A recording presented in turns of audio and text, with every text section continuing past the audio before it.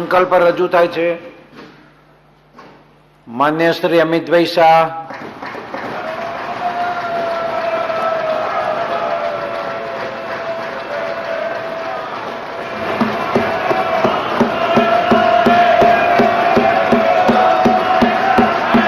Please order, please.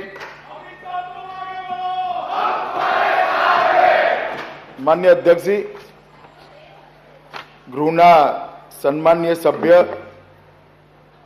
Shri કેતનભાઈ જે ગુજરાતના સર્વાંગીણ વિકાસ માટેનો સંકલ્પ લઈને ગૃહ સમક્ષ આવ્યા છે, એ સંકલ્પના સમર્થન માટે હું ગૃહ સમક્ષ ઊભો થયો છું.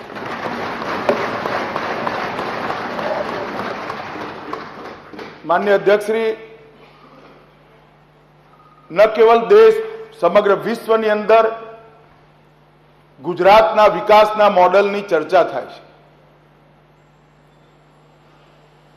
ભારતીય જનતા પાર્ટીનું શાસન આ રાજ્યમાં આવ્યા પછી અને વિશેષ કરી અત્યારના વડાપ્રધાન અને તત્કાલીન મુખ્યમંત્રી નરેન્દ્રભાઈના મુખ્યમંત્રી બન્યા પછી ગુજરાતે એક સર્વાંગીણ વિકાસ કઈ રીતે થઈ શકે એનું વૈજ્ઞાનિક આયોજન,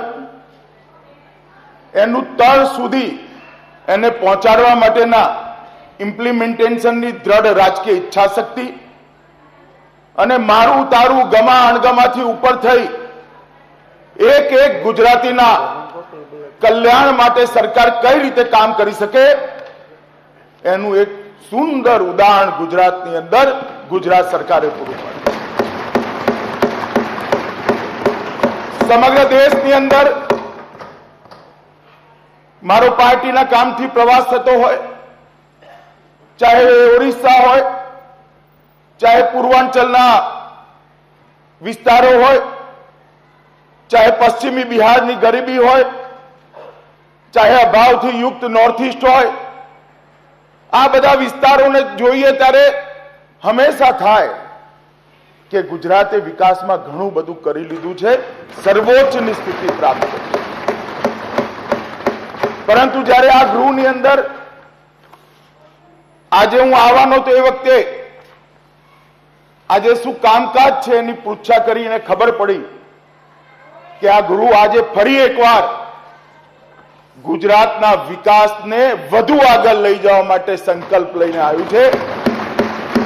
ત્યારે અધ્યક્ષજી, આ ગૃહના એક સદસ્ય તરીકે મને બહુ ગૌરવ થાય છે, કારણ કે વિકાસની ક્યારે ટોચ નથી હોતી, વિકાસની ક્યારે સર્વોચ્ચ સીમા નથી હોતી. વિકાસની ભૂખ અનંત રહેવી જોઈએ. વિકાસની ભૂખ જ એક સમાજના અંદર એક કલ્યાણ રાજ્યની સ્થાપના કરી શકે. માન્ય અધ્યક્ષશ્રી, હું 1997 થી આ ગૃહનો સભ્ય છું. 97 થી 2017 20 વર્ષ સુધી આ ગૃહની દરેક જગ્યાઓ પર મારો બેસવાનો અનુભવ આવ્યો છે. છેલ્લી પાટલીઓ પર પણ બેઠો છું, પહેલી પાટલીઓ પર પણ બેઠો છું, વિપક્ષમાં બેઠો છું, પક્ષમાં પણ સત્તાધારી પાર્ટી તરીકે પણ મેં આ ગૃહની અંદર કામ કર્યું. અને આ 20 વર્ષની યાત્રાને 97 થી 17 ની યાત્રાને જોઈએ તો મને કહેતા જરા પણ ઝીઝક નથી મિત્રો, માન્ય અધ્યક્ષશ્રી, કે પૂરા દેશની અંદર આઝાદી પછી સર્વસ્પર્શીય સર્વસમાવેશક વિકાસનું મોડેલ જો ક્યાંક થયું હોય તો આ ગૃહની અંદરથી ઘડેલી નીતિઓના આધારે ગુજરાતની અંદર.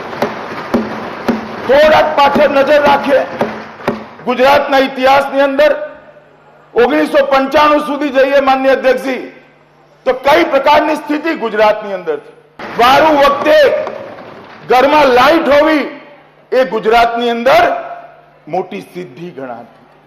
જે જુવાનિયાઓ 95 પછી જન્મ્યા છે એ ગુજરાતના જુવાનિયાઓને હું આ ગૃહના માધ્યમથી સંદેશ આપવા માંગુ છું કે આજે ગુજરાતને ના જોતા 95 ગુજરાત ક્યાં પડ્યું હતું અને આજે ગુજરાત ક્યાં પહોંચ્યું છે એને જોશો તો વિકાસનો અર્થ સમજો.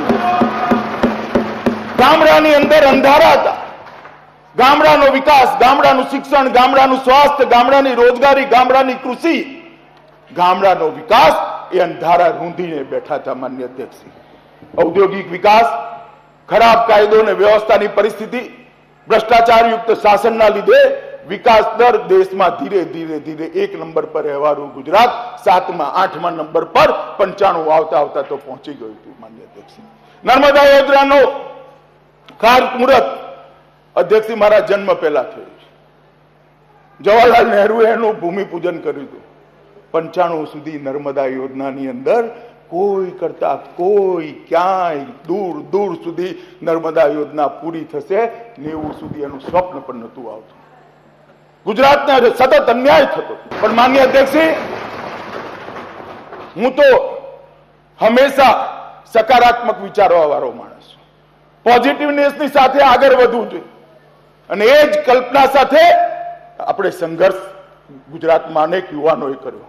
ભારતીય જનતા પાર્ટીના નેતૃત્વમાં સંઘર્ષ કર્યો હતો અને ગુજરાતની અંદર પરિવર્તન થયું અને 97 થી ભારતીય જનતા પાર્ટીની સરકાર આવી અને વિકાસની શરૂઆત થઈ. 2001 ની અંદર નરેન્દ્રભાઈ આ રાજ્યના મુખ્યમંત્રી બન્યા, ભારતીય જનતા પાર્ટીના મુખ્યમંત્રી બન્યા અને માન્ય અધ્યક્ષ, એક જે વિશ્વવિખ્યાત ગુજરાત મોડેલ, મોદી મોડેલની આજે પૂરા વિશ્વના અર્થશાસ્ત્રીઓ શોધ કાર્ય માટે જેને હાથમાં લઈ રહ્યા છે એ વિશ્વવિખ્યાત ગુજરાત મોડેલની શરૂઆત થઈ અને મને કહેતા આનંદ છે એ પ્રક્રિયાની અંદર આ સરંગ વિશે 20 વર્ષ હું પણ એક વિનમ્ર સાથી તરીકે, આ ગૃહના સભ્ય તરીકે એનો સાક્ષી છું. એ જે વિકાસનું મોડેલ થયું, એ વિકાસના મોડેલની નીતિઓ આજ મહાન ગૃહની અંદર રચવામાં આવી, એના સંકલ્પો આજ મહાન ગૃહની અંદર મૂકવામાં આવ્યા. આજ મહાન ગૃહની અંદરથી એ સંકલ્પો, એ નીતિઓ આજ ગુજરાતને નવપલ્લવિત કરી શકાય છે. માન્ય અધ્યક્ષશ્રી, હું બધા જ સાથી ધારાસભ્યોને પણ આપના માધ્યમથી કહેવા માંગુ છું કે જે અંધારા ગુજરાતને આપણે હાથમાં લીધું હતું, ભારતીય જનતા પાર્ટીની સરકાર બની અધ્યક્ષશ્રી, એ પછી એ અંધારા ગુજરાતના અંધારા ઉલેચવાનું કામ ભારતીય જનતા પાર્ટીને નરેન્દ્ર મોદીએ કર્યું. અને આજ પૂરા ભારતની અંદર માન્ય અધ્યક્ષ, હું કાંઈ પણ જાઉં ગૌરવથી કહું છું, કાશ્મીરથી કન્યાકુમારી ને આસામથી દ્વારિકા સુધીના વિશાળ ભારતની અંદર કે તમે આંગળી મૂકી દો એ ગામની અંદર જાઓ, 24 કલાક વીજળી ગુજરાતની અંદર પહોંચાડવાનું કામ અમે સમાપ્ત કર્યું. માન્ય અધ્યક્ષશ્રી, કન્યા કેળવણી મહારાજા સયાજીરાવનો એ વિચાર, ગુજરાતની અંદરથી પનપેલો વિચાર, રાજા રામમોહન રાયનો એ વિચાર, કન્યા કલ્યાણનો વિચાર, કન્યા કેળવણીના વિચારને નવા યુગની અંદર આઝાદી પછી નરેન્દ્રભાઈએ ફરી એકવાર પુનર્જીવિત કર્યો અને ચરિતાર્થ કર્યો. કન્યા કેળવણી માટે ધોમધખતા તાપની અંદર મુખ્યમંત્રીથી માંડી તલાટી સુધી, અધ્યક્ષજીથી માંડી ચપરાસી સુધી બધા જ લોકો કન્યાઓને ભણાવવા માટે અને કન્યાઓને બચાવવા માટે ધોમધખતા તાપની અંદર ગામડે ગામડે ફરીને જાગૃતિ ફેલાવવાનું કામ આ ગૃહની અંદર થયું છે. માન્ય અધ્યક્ષશ્રી, દરેક ગામની અંદર સ્કૂલ, 7મા ધોરણ સુધીની સ્કૂલ, દરેક વર્ગ માટે એક શિક્ષક, દરેક શિક્ષક માટે એક વર્ગખંડ, આ પ્રકારની એક આદર્શ પ્રાથમિક શિક્ષણની વ્યવસ્થા ભારતીય જનતા પાર્ટીના શાસનમાં આ રાજ્યની અંદર બની. માન્ય અધ્યક્ષજી, મને કહેતા આનંદ છે જ્યારે તમે જ શિક્ષણ મંત્રી હતા એ વખતે ગુણોત્સવની ગતિ આગળ વધી અને એની અંદર જ શિક્ષણ બધી જગ્યાએ પહોંચાડવાથી આપણે ના અટક્યા, શિક્ષણની ગુણવત્તા સુધારવા માટે પણ આપણે આગળ વધ્યા. માન્ય અધ્યક્ષશ્રી, આ કન્યા કેળવણીના મોડેલને ઓરિસ્સાને પણ મેં સ્વીકારતા જોયું છે, કેરળના પણ મેં સ્વીકારતા જોયું છે, ઉત્તરાખંડને પણ મેં સ્વીકારતા જોયું છે. અને ઉત્તરાખંડની પહાડી પર નાનકડી દીકરી દફતર લઈને સ્કૂલમાં જતી જોઈએ અને એ કહે કે ગુજરાત મોડેલના કારણે આજે મારે ભાગ્યમાં શિક્ષા પ્રાપ્ત કરવાનું થયું છે, ત્યારે આ ગૃહના સભ્ય તરીકે મનની અંદર એક ઊંડો સંતોષ થતો. ભારતીય જનતા પાર્ટીની સરકાર આવ્યા પછી, નરેન્દ્રભાઈના મુખ્યમંત્રી બન્યા પછી આનંદીબેન ને વિજયભાઈ મુખ્યમંત્રી છે, આજ સુધી રથયાત્રા પર કોઈની પણ હુમલો કરવાની હિંમત નથી થઈ. આ રાજ્યની અંદર કાયદો અને વ્યવસ્થાની પરિસ્થિતિ એટલી સુંદર થઈ છે કે મુખ્યમંત્રીને પણ પ્રશ્ન પૂછતા કોઈ ગભરાતું નથી. માન્ય અધ્યક્ષજી, આ પરિસ્થિતિ, આ જે પરિસ્થિતિ થઈ છે એ ગુજરાતની અંદર માન્ય નરેન્દ્રભાઈના નેતૃત્વમાં જે સરકાર લાંબા સમય સુધી ચાલી એના કારણે કર્ફ્યુ શબ્દ અત્યારે કદાચ પ્રાથમિક શાળાના છોકરાને પૂછે કે પહેલા કર્ફ્યુ કોને કહેવાય તો થોડું માથું ખંજવારે. એના સામાન્ય જ્ઞાન ત્યાં આગળ નાનું પડી જતું હોય, જનરલ નોલેજ નાનું પડી જાય, કારણ કે એને જન્મ પછી કર્ફ્યુ જોયો જ નથી. 13 વર્ષથી આ રાજ્યની અંદર 13 વર્ષથી આ રાજ્યની અંદર કવચિત જ ક્યાંક કર્ફ્યુ નાખવાની પદ્ધતિ અપનાવવામાં આવી છે. માન્ય અધ્યક્ષ, કાયદો અને વ્યવસ્થાની પરિસ્થિતિ એટલી સુદૃઢ થઈ. વાઇબ્રન્ટ ગુજરાતની અંદર બધી અનુકૂળતા હોવા છતાં વૈશ્વિક રોકાણ, દેશભરના રોકાણની અંદર ગુજરાત હરણફાળ નહોતું ભરી શકતું. વાઇબ્રન્ટ ગુજરાતનો કન્સેપ્ટ શ્રી નરેન્દ્ર મોદીએ લોન્ચ કર્યો.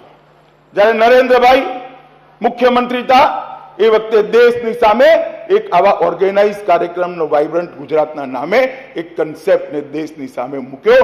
અને આજે મને કહેતા ગૌરવ થાય છે માન્ય અધ્યક્ષશ્રી કે 30 માંથી 22 રાજ્યો આ પ્રકારના ઔદ્યોગિક મેળાઓ કરતા. આ સફળતા કોઈ ભારતીય જનતા પાર્ટીની એકલાની નથી. આ સફળતા એકલા નરેન્દ્રભાઈ મોદીની નથી. આ સફળતા ગુજરાતના 6.5 કરોડની જનતાએ આપેલા મેન્ડેટની સફળતા છે. 6.5 કરોડની જનતાએ સૂઝબૂઝથી જે વારંવાર ભારતીય જનતા પાર્ટીને મેન્ડેટ આપ્યો એના કારણે આ સફળતા આપણે મેળવી શક્યા છે. માન્ય અધ્યક્ષજી, અને ગુજરાત નવી ઊંચાઈઓ સુધી પહોંચ્યું. વાઇબ્રન્ટ ગુજરાતના માધ્યમથી ઔદ્યોગિક રોકાણો વધ્યા, રોજગારી વધી. કોઈ 2 રાજ્યો વચ્ચે એમઓયુ થવું હોય તો પણ વાઇબ્રન્ટની અંદર આવીને કરે, 2 દેશોની વચ્ચે એમઓયુ કરવા હોય તો પણ વાઇબ્રન્ટની અંદર કરે. એ પ્રકારનું ડેસ્ટિનેશન ગુજરાત બન્યું છે. અને મને આશા છે માન્ય અધ્યક્ષશ્રી, ગિફ્ટ સિટીની શરૂઆત જે નરેન્દ્રભાઈ કરીને ગયા છે, વિજયભાઈ એને આગળ વધારશે, નીતિનભાઈ એને આગળ વધારશે. અને આ ગિફ્ટ સિટી ગુજરાત, ન કેવલ ગુજરાત, દેશના અર્થતંત્રને મોટી ગતિ આપવાનું કામ કરે. માન્ય અધ્યક્ષશ્રી, ગ્રામીણ વિકાસના ક્ષેત્રમાં ભારતીય જનતા પાર્ટીની સરકારોએ અનેક નવા કામોને, નયા અધ્યાયોને ખુલાસો કર્યો છે. ગ્રામીણ વિકાસની અંદર વીજળી પહોંચાડવી, સ્વાસ્થ્યની દૃષ્ટિથી એને પરિપૂર્ણ ગામ બનાવવું, શિક્ષણની દૃષ્ટિથી પરિપૂર્ણ ગામ બનાવવું, ગ્રામીણ રોજગારીનું સર્જન કરવું અને ગામડાની અંદર સમરસતાની કલ્પના આપી જે ચૂંટણીના વેરઝેર થઈ જતા હતા એ વેરઝેરમાંથી ગામડાને બહાર કાઢવાનું કામ નરેન્દ્રભાઈ મોદીના શાસનની અંદર આ રાજ્યની અંદર. સાગર ખેડૂ યોજના, વિકાસ કેવો હોવો, વિકાસની કલ્પના શું? શહેરની અંદર લાઇટ પહોંચે તો વિકાસ થઈ ગયો. શહેરની અંદર શુદ્ધ પીવાનું પાણી પહોંચે તો વિકાસ થઈ ગયો. શહેરની અંદર શૌચાલય થઈ જાય દરેક ઘરમાં તો વિકાસ થઈ ગયો. એને વિકાસ થયો ના કહેવાય. દુર્ગમમાં દુર્ગમ ક્ષેત્રની અંદર વિકાસ થવો જોઈએ. વિકાસ દરેક વ્યક્તિને સ્પર્શવાળો હોવો જોઈએ, સર્વસ્પર્શી હોવો જોઈએ. વિકાસ દરેક વ્યક્તિના, દરેક નાગરિકને સમાવેશ કરવાનો હોવો જોઈએ, સર્વસમાવેશક હોવો જોઈએ. અને નરેન્દ્રભાઈએ આ સર્વસ્પર્શીય, સર્વસમાવેશક વિકાસની કલ્પનાને ચરિતાર્થ કરવા માટે સાગર ખેડુ અને વનબંધુ કલ્યાણ નામની 2 યોજનાઓ આપી. પહાડ હોય, જંગલ હોય કે દરિયા કિનારો હોય, વિકાસના અભાવમાં જીવતા નાગરિકો માટે એમના વિકાસના રસ્તા ખોલવાનું કામ નરેન્દ્ર મોદી સરકારે કર્યું. માન્ય અધ્યક્ષજી, નરેન્દ્રભાઈના નેતૃત્વમાં જ્યારે વનબંધુ યોજના બની એ વખતે હું ડાંગનો પ્રભારી હતો અને વનબંધુ યોજના બનવાની જે કમિટી બેઠી એની અંદર હું પણ બેઠો. મને બરોબર નરેન્દ્રભાઈના શબ્દો યાદ છે. એમને કહ્યું હતું કે વનબંધુ યોજના બનાવતી વખતે ધ્યાન રાખવી જોઈએ. જે લોકો યોજના બનાવવા બેઠા હતા એમને કે આની અંદર વ્યક્તિનો પણ વિકાસ થાય, ગામનો પણ વિકાસ થાય, ક્ષેત્રનો પણ વિકાસ થાય અને આ બધા વિકાસના કારણે રાજ્યનો પણ વિકાસ થાય. દલિત કલ્યાણ હોય કે ઓબીસી કલ્યાણ હોય, પછાત વર્ગનું કલ્યાણ હોય કે દલિતોનું કલ્યાણ હોય.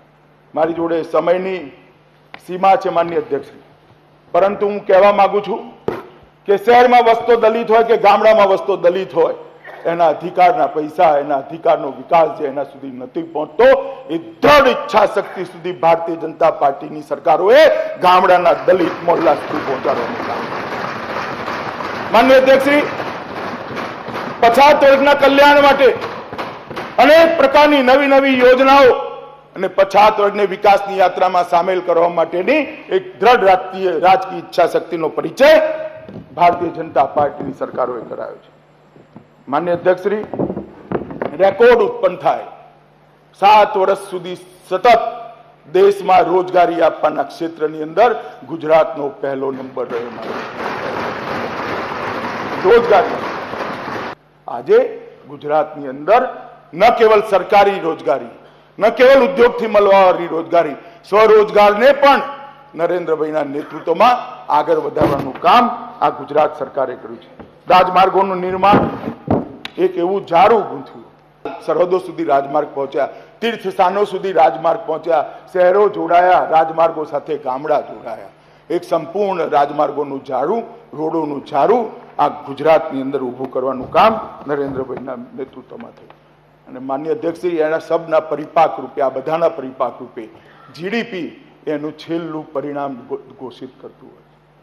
12% વિકાસ દર સાથે ગુજરાત સર્વપ્રથમ. એટલે જીડીપીનું સાતત્ય, કદાચ એક ઘટના આધારિત વિકાસ થઈ જતો હોય, ત્યારે એક મોટી ખાણ મળી આવે ને વિકાસ થઈ જતો હોય અને જીડીપી ની અંદર કૂદકો લાગી જતો હોય, પણ જીડીપી ની અંદર જે સાતત્ય રહ્યું એ સાતત્ય બતાવે છે કે અકસ્માત વિકાસ નથી થયો, સુનિયોજિત પ્રયત્નના આધારે વિકાસ. અને જીડીપી ની અંદર પણ સૌથી વધુ કઠિનમાં કઠિન જીડીપી જે 4 પેરામીટર્સ છે, એ 4 પેરામીટર્સમાં સૌથી વધુ કઠિન પેરામીટર્સ કોઈ હોય વૃદ્ધિ કરવા માટે તો એ કૃષિ વિકાસ દર હતો. આખા દેશની અંદર -5%, -2%, -3%, -1%, 0%, 1%, 2% થાકી ગયા વેલા. 2% વધારે ક્યાંય જીડીપી કૃષિ વિકાસ દર નથી. ગુજરાતે સતત 12 વર્ષ સુધી 12% એવરેજથી કૃષિ વિકાસ દર. અને હું માનું છું માન્ય અધ્યક્ષ કે ડ્રીપ અને સ્પ્રિંકલરનું ફેરવવાનું હોય, નર્મદાનું પાણી પહોંચાડવાનું હોય, બનેલી સિંચાઈ યોજનાઓની ન વપરાયેલી ક્ષમતાનો વપરાશ કરવાનો હોય, કે ખેડૂતોને નવું બિયારણ આપવાનું હોય, સોઇલ હેલ્થ કાર્ડના માધ્યમથી વૈજ્ઞાનિક માર્ગદર્શન આપવાનું હોય, લેબોરેટરીમાં થયેલા પ્રયોગો લેન્ડ પર પહોંચાડવાના હોય, નીમ કોટેડ ઉરિયા પહોંચાડવાનું હોય, અનેક પ્રકારના કામો કરતા કરતા કરતા આ ઐતિહાસિક કૃષિ વિકાસ દર આ ભારતીય જનતા પાર્ટીની સરકારોએ કર્યો. ડેરી ઉદ્યોગની અંદર ભાજપની સરકાર આવી પહેલા જ સારું કામ ગુજરાતે કર્યું હતું, પણ છતાં પણ એમાં સ્થગિતતા નથી આવી. સતત વૃદ્ધિ ડેરી ઉદ્યોગની અંદર પણ ભારતીય જનતા પાર્ટીની સરકારો કરી. ખોટ ખાતા સાહસો, પબ્લિક અંડરટેકિંગ, ખોટ ખાતા સાહસો, પબ્લિક અંડરટેકિંગ માન્ય અધ્યક્ષશ્રી, એ સમગ્ર ભારત માટે ચર્ચાનો અને ચિંતાનો વિષય છે, ન કેવલ ગુજરાત માટે. પરંતુ મને કહેતા આનંદ થાય છે કે 2003 પછી 2009 આવતા ગુજરાતના બધા જ સરકારી સાહસો નફો કરતા થયા માનનીય અધ્યક્ષશ્રી. અને એ નફાને પણ ગ્રીન રેવોલ્યુશન કંપની બનાવી કિસાનોના ઉપયોગમાં વાપરવાનું કામ નરેન્દ્ર મોદી સરકારે. માનનીય અધ્યક્ષશ્રી, હું માનું છું કે આ એક બહુ મોટું કદમ હતું. જીએસએફસી હોય કે જીએનએફસી હોય, જીએસએલ હોય, એ ખોટ કરતા હતા, એમને આગળ વધારવાનું કામ, એનો નફો કરતા કરવાનું કામ ભારતીય જનતા પાર્ટીની સરકારે કર્યું, માન્ય નરેન્દ્ર મોદીજીના નેતૃત્વમાં થયું માન્ય અધ્યક્ષજી. અને એ નફો ખાલી એ સાહસો માટે ના રહ્યો.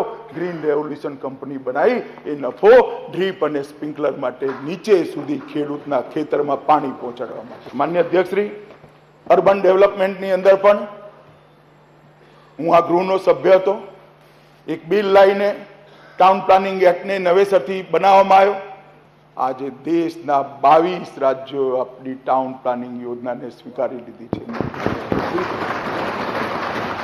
એક દૂરંદેશીપૂર્ણ નેતૃત્વ કેવું હોય કે વિકાસ આડેધડ ના થઈ શકે. પહેલા જનતા રહેવા માંડે, પછી ગટર બને, પછી લાઇટ બને, પછી રોડ બને, એ બધું બરોબર, પણ ક્યાં બને? બધે મકાનો બની ગયા. કઈ રીતે બને? પૂર્વ અમદાવાદ એનું ઉદાહરણ હતું, સુરત એનું ઉદાહરણ હતું. નરેન્દ્રભાઈના નેતૃત્વમાં ટાઉન પ્લાનિંગનો એક નવો કન્સેપ્ટ મૂકવામાં આવ્યો. માન્ય અધ્યક્ષ, એક નવો કન્સેપ્ટ મૂકવામાં આવ્યો અને એના આધારે એડવાન્સમાં ટીપી સ્કીમો મંજૂર થવા માંડી. રહેણાંક વિસ્તાર તય થઈ ગયા.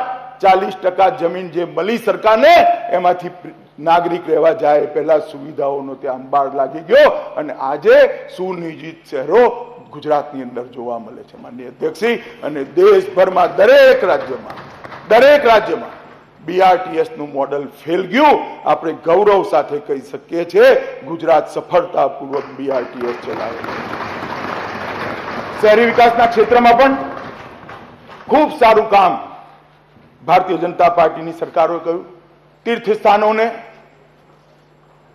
આજ પહેલા કોઈ અંબાજી જોયું હોય, પહેલા સોમનાથ જોયું હોય, પહેલા ડાકોર જોયું હોય અને એ વૃદ્ધ આદમી આજે જરા ડાકોર, અંબાજીને સોમનાથ જોઈ આવે તો ભગવાન તો એનો એ જ હોતો હોય છે. માન્ય અધ્યક્ષશ્રી, પણ ભગવાન જે નગરમાં રહે છે, નગરને બદલવાનું કામ ભારતીય જનતા પાર્ટી, ચાહે ગોમતીનો તટ હોય, ચાહે ગોમતીનો તટ હોય, ચાહે સોમ સમુદ્ર હોય, ચાહે પાવાગઢની પહાડી હોય, ચાહે મા અંબાની ગિરિકંદરાઓ હોય, દરેક જગ્યાએ સુવિધા, સ્વચ્છતા, શ્રદ્ધા, સંસ્કારનું વાતાવરણનું નિર્મિત કરવાનું કામ નરેન્દ્ર મોદી સરકારે ભારતીય જનતા પાર્ટી. માન્ય અધ્યક્ષશ્રી, સમાજ જીવનનો એક પણ ખૂણો બાકી નથી રાખ્યો. માન્ય અધ્યક્ષશ્રી, ન્યુટ્રિશનના કામો, સાબરમતી રિવરફ્રન્ટ, કાલે જ મેં કહ્યું હતું માન્ય અધ્યક્ષશ્રી કે હું જ્યારે મોટરસાયકલ પર મારા દીકરાને બેસાડીને જતો હતો તો એને એના શિક્ષકે કહ્યું, 7 વર્ષનો હશે, એના શિક્ષકે કહ્યું કે અમદાવાદ શહેર સાબરમતી નદીના કિનારે આવ્યું. એને મને પૂછ્યું કે પપ્પા, સાબરમતી નદીના કિનારે અમદાવાદ શહેર આવ્યું તો સાબરમતી ક્યાં છે? મેં એને કહ્યું આપણે બ્રિજ પરથી જઈએ પછી નીચે સાબરમતી નદી હોય. એ તો ખાડો છે, નદીમાં તો પાણી હોય. નાના બાળકોએ સાબરમતી નદીને બે કાંઠે માન્ય અધ્યક્ષજી જોઈ જ નથી. આજે નદીમાં નૌકા વિહાર. માં નર્મદાનું પાણી સરસ્વતીની અંદર નાખવાનું હોય કે માં નર્મદાનું પાણી સાબરમતીની અંદર નાખવાનું હોય, બહુ સાહજિક રીતે કોઈ હોહા કર્યા વગર આ નરેન્દ્ર મોદીની ભારતીય જનતા પાર્ટીની સરકાર. આજે દેશભરની અંદર માતૃ શ્રાદ્ધ કરવાવાળા લોકો સિદ્ધપુર આવી નિરાશ થઈ પાછા જતા હતા. આજે દેશભરની અંદરથી માતૃ શ્રાદ્ધ કરવાવાળા લોકો શ્રદ્ધાપૂર્વક પોતાની માને સરસ્વતીની અંદરથી નર્મદાનું જળ ઉઠાવીને અંજલિ આપી છે. હું માનું છું કે આ બહુ મોટું કામ છે. ન્યુટ્રિશનના પ્રશ્નોને પણ સોલ્વ કરવા માટે, હલ કરવા માટે માનનીય અધ્યક્ષજી, ભારતીય જનતા પાર્ટીની સરકારોએ એક ભેખ ઉપાડ્યો હોય એ રીતે એક આંદોલન ઉપાડ્યું હતું અને એને સોલ્વ કર્યું. મને બરોબર યાદ છે માનનીય અધ્યક્ષશ્રી, હું કાયદા મંત્રી હતો એ વખતે નરેન્દ્રભાઈએ એક દિવસ કાયદા વિભાગની મીટિંગ બોલાવીને કે ટ્રસ્ટો શું કરે છે, કોઈની જોડે કોઈ જવાબ નહોતો. એમને કહ્યું, ભાઈ જે ટ્રસ્ટો સંપન્ન છે એ ટ્રસ્ટો અઠવાડિયામાં એકવાર 2 મગજના લાડુડી બનાવી આ સગર્ભા બહેનોને જો આપી શકે તો એના ન્યુટ્રિશનના પ્રોબ્લેમ સોલ્વ થઈ જાય. અને અનેક મંદિરોએ નરેન્દ્રભાઈની આહલેખને ઉઠાવીને સગર્ભા બહેનોને 2 લાડુ આપવાની શરૂઆત માનનીય અધ્યક્ષે કરી હતી. એક સગર્ભા ભૂખી માતાના પેટની અંદર જે બાળક છે એના ન્યુટ્રિશનની ચિંતા નરેન્દ્ર મોદી જ કરી શકે. એ ગરીબના ઘરમાં જન્મેલો માણસ એ પ્રકારનું શાસન ગુજરાતની અંદર આપવાનું કામ ભારતીય જનતા પાર્ટીનું કર્યું. માનનીય અધ્યક્ષશ્રી, બહુ બધી વાતો કહેવાની છે. નરેન્દ્ર મોદી જીના શાસન પછી આનંદીબેન આવ્યા, પછી હવે વિજયભાઈ આવ્યા છે, પણ આ વિકાસ યાત્રા અટકવાની નથી. આ વિકાસ યાત્રા ભારતીય જનતા પાર્ટીની વિકાસ યાત્રા છે અને આજે પણ એનું નેતૃત્વ નરેન્દ્ર મોદી કરી રહ્યા છે. આ વિકાસ યાત્રા અટકવાની નથી. આ વિકાસ યાત્રા 2019 પછી પણ આગળ વધવાની છે મિત્રો. અને માનનીય અધ્યક્ષજી, 2017 પછી પણ આ ગૃહની અંદર આ જ વિકાસ યાત્રા ફરીવાર આગળ વધે. માનનીય અધ્યક્ષશ્રી, નરેન્દ્રભાઈ આ દેશનું નેતૃત્વ કરે છે. ઘણાને લાગતું હતું કે નરેન્દ્રભાઈ હવે વડાપ્રધાન થઈ ગયા, ગુજરાતનું શું થશે? પણ હું ગુજરાતના બધા જનતાને પણ આપના માધ્યમથી કહેવા માંગુ છું, ના ગૃહના સદસ્યોને પણ કહેવા માંગુ છું કે નરેન્દ્રભાઈ પહેલા સીએમ હતા ત્યારે ગુજરાતની ચિંતા કરતા હતા, ત્યારે એમની એક રાજ્યના મુખ્યમંત્રી તરીકેની તાકાત હતી. નરેન્દ્રભાઈ આજ વડાપ્રધાન થયા છે તો પણ ગુજરાતની ચિંતા કરે છે અને આજે વડાપ્રધાનની ક્ષમતા સાથે ચિંતા કરે છે. માન્ય અધ્યક્ષશ્રી, 1990 પછી જેટલી ચૂંટણીઓ થઈ, વિધાનસભાની હોય કે લોકસભાની, ગુજરાતની જનતાએ ભારતીય જનતા પાર્ટીનો સાથ નિભાવ્યો છે. માન્ય અને 2017માં પણ એ થવાનું, 2019માં પણ એ થવાનું.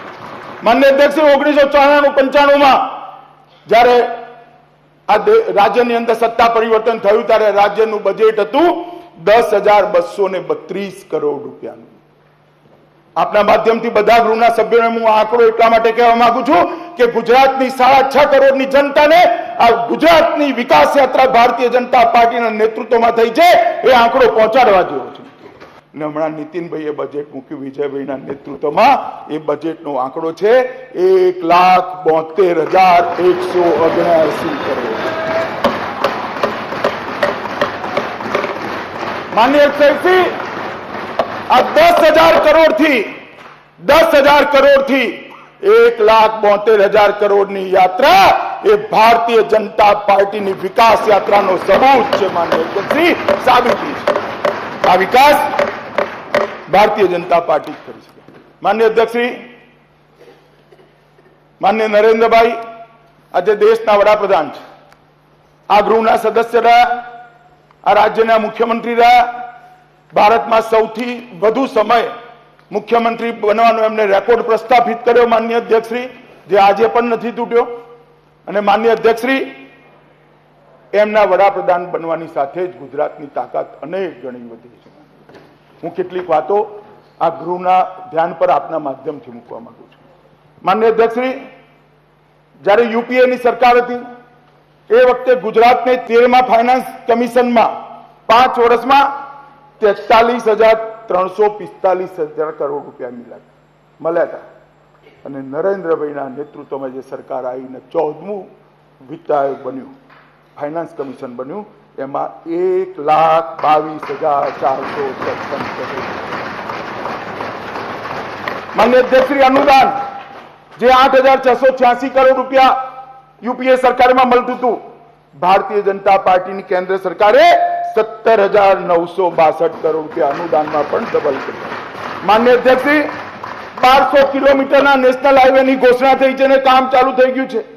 કુલ રાજમાર્ગ 5152 કિલોમીટરની ભારત સરકારે સહાયતા કરી છે. 5,000 કિલોમીટરના રાજમાર્ગ આઝાદી પછી ક્યારેય ગુજરાતમાં નથી. માન્ય અધ્યક્ષશ્રી, એમ્સ ગુજરાતની લાંબા સમયથી માંગણી હતી, આ વખતના બજેટની અંદર માન્ય નરેન્દ્રભાઈએ એમ્સ આપવાનું કામ ગુજરાતને પૂરું કર્યું. માન્ય અધ્યક્ષશ્રી, પ્રધાનમંત્રી સુરક્ષા વીમા યોજના 45,91,000 ગરીબોને પ્રધાનમંત્રી સુરક્ષા યોજનાનો ફાયદો પહોંચાડવાનું કામ ભારતીય જનતા પાર્ટીની કેન્દ્ર સરકારે કર્યું. માન્ય અધ્યક્ષશ્રી, પ્રધાનમંત્રી જીવન જ્યોતિ વીમા યોજના 19,12,000 લોકોને ફાયદો પહોંચાડવાનું કામ કર્યું છે. જનધન યોજના હેઠળ 80 લાખ ગરીબ લોકોના ઘરમાં બેંક એકાઉન્ટ પહોંચાડવાનું કામ આ ભારતીય જનતા પાર્ટીની સરકાર. માન્ય અધ્યક્ષશ્રી, મુદ્રા યોજનાના માધ્યમથી 20,46,000 યુવાઓને સ્વરોજગારી માટે લોન આપવાનું કામ 2.5 વર્ષની અંદર આ ભારતીય જનતા પાર્ટીને.